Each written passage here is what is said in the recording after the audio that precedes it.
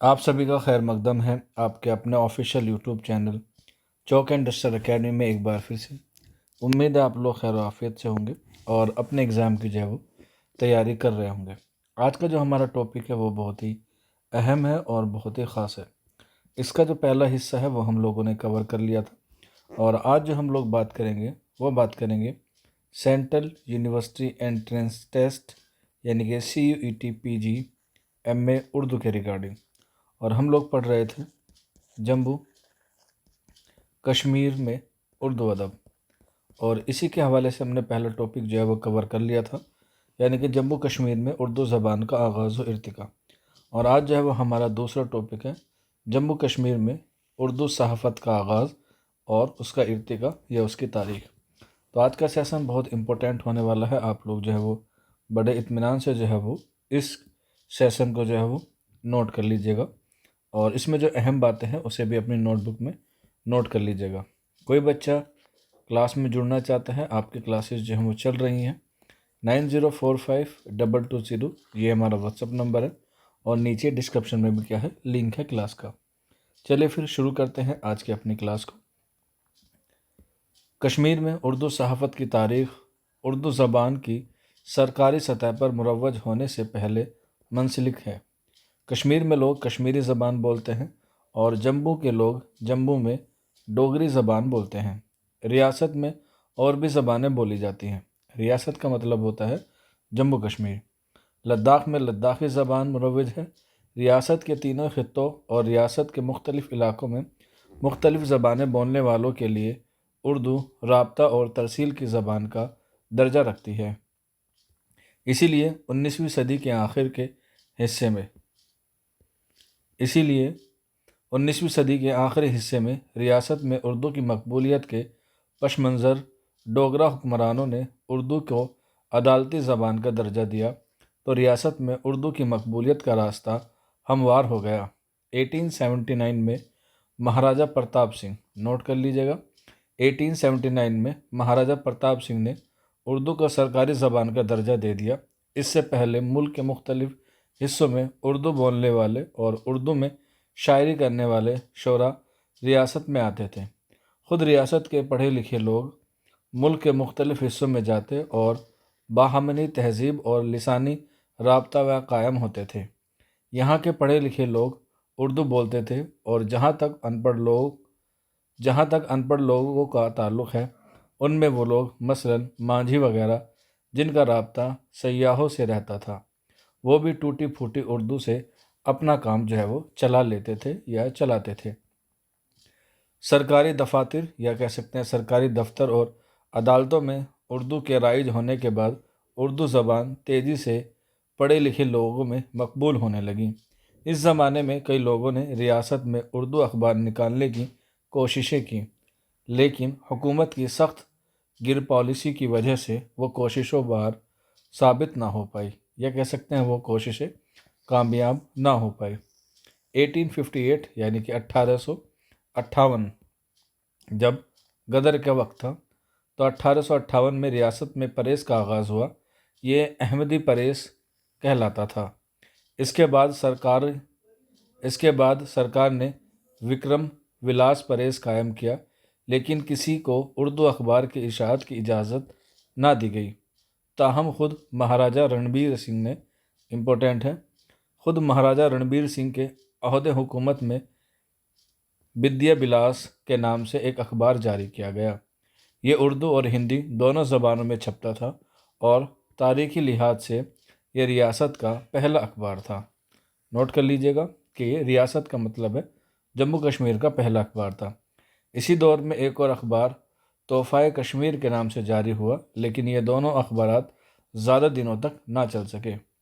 इसी दौर में सालिक राम सालिक ने उर्दू अखबार निकालने की जद्दोजहद की, लेकिन वो अपनी जद्दोजहद में कामयाब ना हो सके।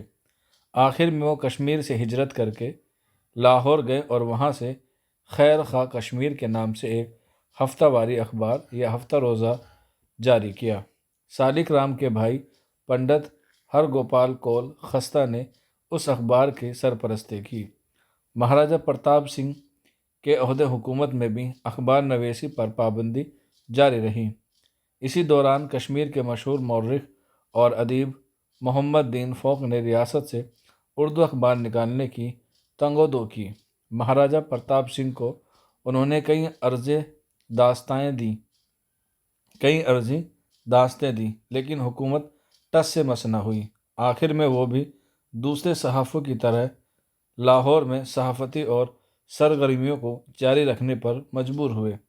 بہرحال اردو صحافت کے ابتدائی دور میں مندرجہ ذیل اخبارات ریاست میں شائع ہوتے تھے، جس میں پہلا ہے وید ویاس 1852، دھرم درپن 1873 اور ڈوگرا گیزٹ 1911 یعنی کہ 1911 میں۔ ان تینوں کا نام اکثر ایگزام میں آتا ہے۔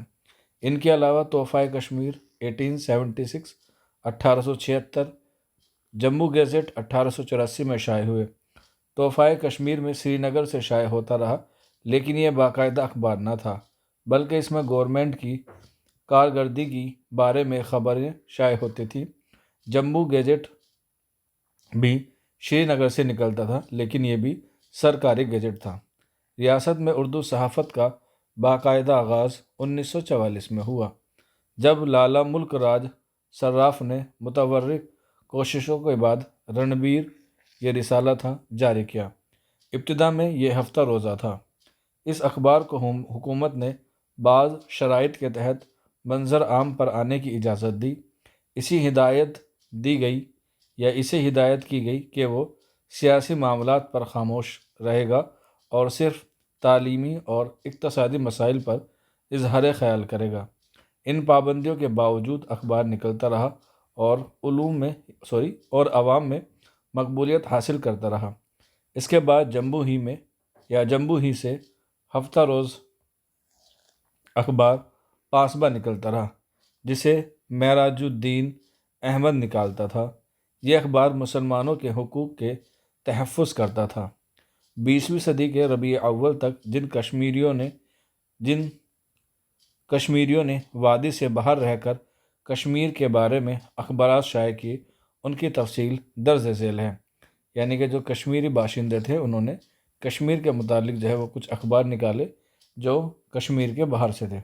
جس میں پہلا آتا ہے مراسلائے کشمیر 1872، اخبار عام 1881، کشمیری پراگرس 1898، پنجائے فولاد 1911، کشمیری گیجٹ 1901، کشمیری مخزن 1905، گلشن کشمیر 1901، کشمیر درپن 1898، کشمیر میگزین 1906، سفیر 1914، صبح کشمیر 1914 اور کشمیر 1924۔ یہ اخبارات ریاست کے باہر یعنی کہ جموں کشمیر کے باہر کشمیر کے متعلق لاہور سے، امرتسر اور لکھنؤ سے شائع ہوتے تھے۔ زیادہ تر اخبار لکھنؤ سے ہی چھپتے تھے۔ ان میں زیادہ تر کشمیریوں کی اقتصادی بدحالی، سیاسی بے چینی اور سماجی اونچ نیچ کے بارے میں خبریں اور تبصرے چھپتے تھے۔ چونکہ یہ اخبارات کشمیر سے ہی تعلق رکھتے تھے، اس لیے ریاست میں اردو صحافت کے تاریخی ارتقاء میں ان کا رول کو نظر انداز نہیں کیا جا سکتا۔ رنبیر شائع ہونے کے بعد ریاست میں اخبار نویسی کی ضرورت کا احساس بڑھنے لگا، لیکن یہ جاگیردارانہ نظام حکومت نے کسی اخبار کو نکلنے کی اجازت نہ دی۔ لالا ملک رام صراف نے چونکہ ایک پریس بھی کھولا تھا، اس لیے وہ بچوں کے لیے ایک رسالہ رتن، یاد رکھ لیجیے گا، بچوں کے لیے کون سا رسالہ نکالا تھا لالا ملک رام نے، تو رتن بھی شائع کرتے تھے، اور یہ رسالہ اردو صحافت کی مقبولیت میں اضافے کا باعث ہوا۔ 1931 یعنی کہ 1931 میں حکومت نے ماڈلٹن کمیشن کی سفارش پر پریس ایکٹ میں تبدیل کی۔ چنانچہ 1932 سے اخبارات کے اجزاء سے پابندی ہٹا دی گئی اور تیزی سے اخبارات نکلنے لگے، یہاں تک کہ 1947 تک اخبارات کی تعداد 48 کو تجاوز کی گئی۔ سب سے پہلا اخبار پنڈت پریم ناتھ بجاج نے 1932 میں وتستہ کے نام سے جو ہے وہ جاری کیا۔ وتستہ سے پنڈت پریم ناتھ بجاج کی مدیرانہ صلاحیت کا اعتراف کیا جانے لگا۔ لوگ ذوق و شوق سے اس اخبار کو پڑھنے لگے۔ 3 برسوں 3 برسوں بعد پریم ناتھ بجاج نے شیخ محمد عبداللہ کی رفاقت میں ہمدرد کے نام سے شری نگر سے ایک ہفتہ روز اخبار جاری کیا۔ اس کے روز افز و مقبولیت کو دیکھ کر جولائی 1943 سے اسے روزنامہ بنایا گیا۔ ہمدرد کے ادارۂ تحریر میں مولانا مسعودی بھی شامل ہو گئے۔ ہمدرد خبروں کی تازگی، مضامین کی رنگا کاری اور گیٹ اپ سے ریاست میں اخبار نویسی کے اچھے معیار کی نشاندہی کرتا ہے۔ اس اخبار میں ریاست کے نامور لکھنے والوں کے نظم و نثر کی نگارستان بھی چھپتی رہی۔ قلم کاروں کے تعاون سے ہمدرد نے اپنی ادبی ایڈیشن نکالنے اور ریاست ادب اور ثقافت کے فروغ کے امکانات روشناس ہو گئے۔ ساتھ ہی نئے ادیبوں اور شاعروں کی حوصلہ افزائی ہوئی۔ ڈاکٹر برج پریمی لکھتے ہیں اس کے بارے میں، ہمدرد کے بارے میں، ادبی ایڈیشنوں سے 2 فائدے ہوئے۔ اولاً یہ کہ کشمیر میں اردو کی تراویج و اشاعت میں اضافہ ہوا، اور دوئم یہ کہ یہاں بھی لوگوں کو اپنی تخلیقی صلاحیتوں کے اظہار کا موقع ملا۔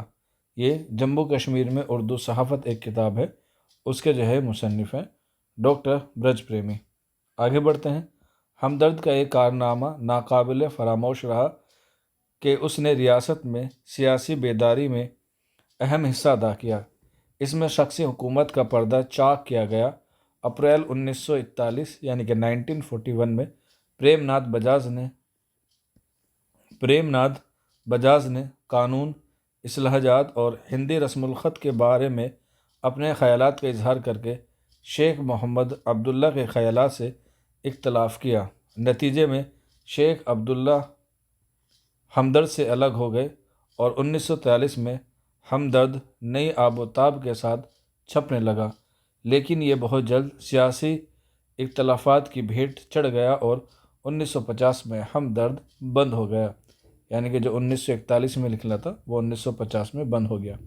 اسی زمانے میں کشمیری پنڈتوں کی جماعت یوگ سبھا نے اخبار مارتنڈ جاری کیا۔ اس کے ایڈیٹر پنڈت کشپ بندو تھے۔ کچھ عرصے کے بعد وہ مارتنڈ سے الگ ہو گئے اور انہوں نے کیسری اور دیش کی ادارت کی۔ مارتنڈ کی ادارت کے فرائض پنڈت گاشا لال کول اور پنڈت پریم ناتھ کنہا نے ادا کی۔ یہ اخبار صحافت کے تقاضوں کی تکمیل کرتا رہا، اس لیے کئی خاص نمبر نکلے۔ یہ اخبار پنڈت برادری کے مسائل کو اجاگر کرنے کے ساتھ ساتھ کشمیر کی تہذیب، بھائی چارہ اور سماجی یکانت کی آئینہ داری کرتا رہا۔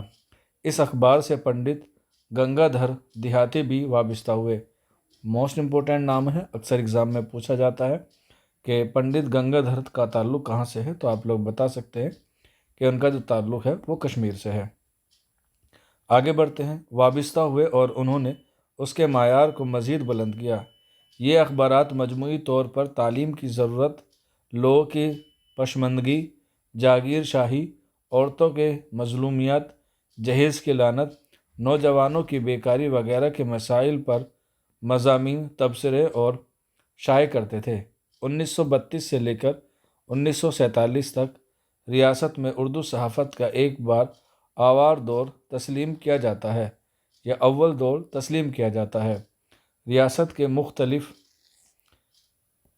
حصوں مثلاً شری نگر، سونپور، جموں، میرپور سے اخبارات نکلتے رہے۔ ان اخبارات کی فائل پر ایک نظر ڈالنے سے ظاہر ہوتا ہے کہ لوگ اخبار میں خاصی دلچسپی لینے لگے تھے۔ اخبار نویسی بھی اپنے فرائض تندہی، فرض شناسی اور پیشہ ورانہ قابلیت سے انجام دیتے تھے۔ بعض اخبارات آزادانہ طور پر نکلتے تھے اور کئی اخبار بعض سیاسی اور مذہبی جماعتوں کی ترجمانی کا کام کرتے تھے۔ چنانچہ جہانگیر 1932، انجمن تبلیغ الاسلام، اصلاح 1935، ذوالفقار 1935، روشنی 1943 مختلف مذہبی جماعتوں کی نظریات کے ترجمان تھے۔ سیاسی جماعتوں میں رنبیر 1933، مسلم کانفرنس کشمیر گارٹین 1933، پنڈتوں حقیقت 1936، مسلم کانفرنس خالد 1948، نیشنل کانفرنس خدمت 1939، نیشنل کانفرنس کے آرگن تھے۔ شری نگر ہی کی طرح جموں میں بھی کئی اخبارات شائع ہوئے۔ ان میں امر 1932، شہد رام گپتا آنند 1932، گردھاری لال آنند وطن 1934، سردار مہندر سنگھ جمہوریہ 1935، اللہ رکھا ساگر چاند 1939، نرگس داس نرگس کشمیر سنسار 1941، جتیندر دیو نکالتے تھے۔ میرپور سے راجہ محمد اکبر خان سچ نکالتے تھے 1941 میں۔ چودھری گیان چند صداقت 1942 اور ہمت 1944 میں عبد الوہاب شائع کرتے رہے۔ یہ جو ہیں وہ کافی سارے اخبار ہیں، ان کے مدیر، ایئر اور ان کے اخبار کے جو ہے وہ آپ لوگ نام یاد رکھ سکتے ہیں۔ ایگزام میں جو ہے سوال آتے ہی آتے یہاں سے۔ آگے بڑھتے ہیں۔ حکومت جموں کشمیر نے اخبارات کی مقبولیت کو دیکھ کر 1940 میں تعلیم جدید کا ماہنامہ اجرا کیا۔ اس کے مدیر پیر زادہ غلام رسول تھے۔